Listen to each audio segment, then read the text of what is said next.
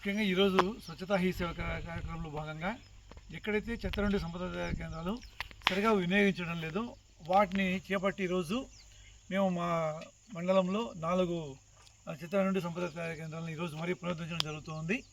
ముఖ్యంగా ప్రజల యొక్క ఆరోగ్యం అనేటువంటి చాలా ముఖ్యమైనటువంటిది. ఆరోగ్యానికే దాదాపు వచ్చినటువంటి కష్టపడి సంపాదించిన సొమ్ములో దాదాపు 100కి 40 నుంచి 50 రూపాయల దాకా ఖర్చు పెడుతున్నటువంటివి మనకు గణాంకాలు చెప్తున్నాయి.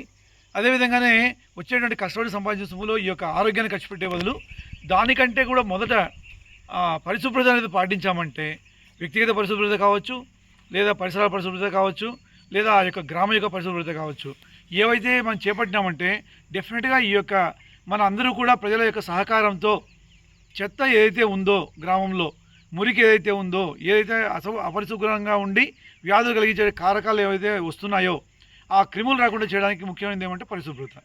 కాబట్టి అందులో భాగంగానే గ్రామంలో ఏదైతే చెత్త ఉందో అది పొడి చెత్త కావచ్చు, తడి చెత్త కావచ్చు, లేదా ఇతర వేస్ట్ మెటీరియల్ కావచ్చు, అవన్నీ కూడా గ్రామం నుండి తరలించి ఆ యొక్క చెత్త నుండి సంపద తయారీ కేంద్రం తీసుకొని వచ్చి ఇక్కడ వాటిలో ఉపయోగపడే వాటిని మనం వచ్చి అమ్మడము, లేదా వాటి ద్వారా వర్మీ కంపోస్ట్ అనగా వానపాములు తయారు చేయడానికి కృషి చేయడము జరుగుతుంది.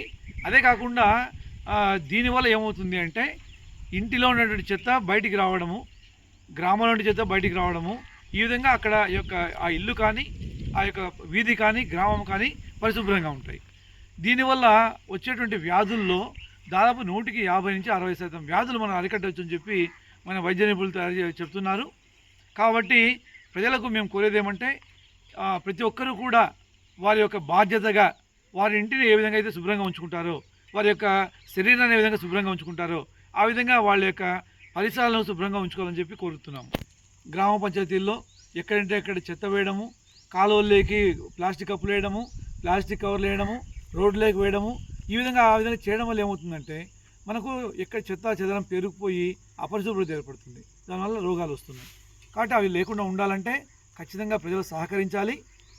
ఆ యొక్క చెత్తను తడి చెత్త పొడి చెత్త అనేటువంటి మేము ఆ యొక్క డస్ట్బిన్ లాగా ఏర్పాటు చేసుకొని వాటి ద్వారా మాకు మా యొక్క క్లాబ్ మిత్రాలు వచ్చినప్పుడు అందజేసినాయంటే వాటిని శుభ్రంగా మేము బయటికి తరలించి అక్కడ గ్రామాన్ని శుభ్రంగా ఉంచగలము, ప్రజల యొక్క ఆరోగ్యాన్ని కాపాడుకోగలము. ఇప్పుడు వచ్చినటువంటి ప్రభుత్వము ముందు ఏ విధంగా అయితే వీటి గురించి అంత శ్రద్ధ లేకుండా మూలం పడినవి వాటిని మరీ లేదు తప్పకుండా వాటిని వినియోగంలోకి తీసుకుని రావాలి. ఆ యొక్క క్లాబ్ మిత్రాలకు పని కల్పించాలి. గ్రామాలు శుభ్రంగా ఉన్నటువంటి చర్యలో భాగంగా కేంద్ర ప్రభుత్వం రాష్ట్ర ప్రభుత్వం రెండూ కూడా ఉమ్మడిగా ఈ స్వచ్ఛతా హీ సేవ కార్యక్రమము ఈ యొక్క సెప్టెంబర్ 17వ తేదీ నుంచి అక్టోబర్ 2వ తేదీ వరకు ముమ్మరంగా దేశవ్యాప్తంగా రాష్ట్ర వ్యాప్తంగా జరుగుతుంది. అందులో భాగంగానే ఈ యొక్క కార్యక్రమము మన యొక్క బెస్తపల్లి గ్రామంలో ఈ యొక్క నిర్వహిస్తున్నాము, కుందుర్పి చెందినటువంటి బెస్తపల్లి గ్రామంలో. కాబట్టి ప్రజలందరికీ కూడా మండలంలో ఉన్నటువంటి ప్రజలందరికీ కూడా విజ్ఞప్తి, ప్రజలందరూ కూడా ఇది నా ఇల్లు, నా వీధి, నా గ్రామం అన్నటువంటి బాధ్యత తీసుకుని అందరూ శుభ్రంగా ఉంచి మన యొక్క ఆరోగ్యాలు కాపాడుకుని మన గ్రామాలను స్వచ్ఛ కుందుర్పి, స్వచ్ఛ ఆంధ్రప్రదేశ్గా తయారు చేయాలని చెప్పి నేను మనస్ఫూర్తిగా కోరుకుంటున్నాను.